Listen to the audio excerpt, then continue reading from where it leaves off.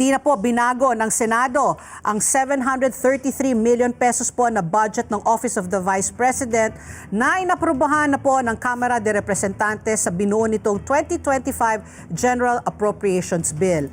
Ayon po kay Senate Committee on Finance Chairperson Senator Grace po, ito na po ang naging desisyon nila matapos mabigo ang Office of the Vice President na mag-submit ng mga dokumento na kailangan para linawin ang ilang issue kaugnay ng kanilang panukalang budget. Ayon po sa Senadora, bibigyan diin po sa panukalang 6.352 trillion pesos na 2025 budget ang mga priority projects po sa social service, health, education, employment, technology at infrastructure and human development. Binigyan din rin po ni Senator Grace po ang importansya ng pagkakaroon ng pananagutan sa bawat pisong magagastos mula sa budget. Noong September 12, inirekomenda po ng House Committee on Appropriations na bawasan po ang panukalang 2.37 billion pesos po na budget ng Office of the Vice President at gawin na lamang itong 733.198 million pesos.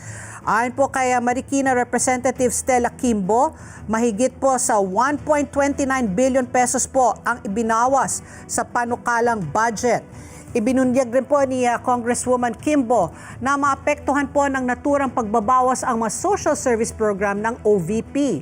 Pero plano naman anyang i-realign o ilipat ito sa mga program ng ibang mga ahensya ng pamahalaan tulad ng DSWD o yung Department of Social Welfare and Development at ng Department of Health.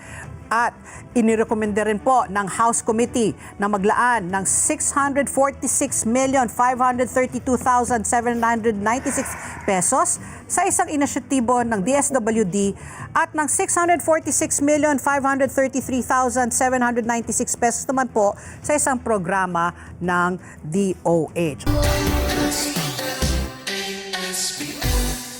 Let's get together. Sunnet 25. Sunnet 25.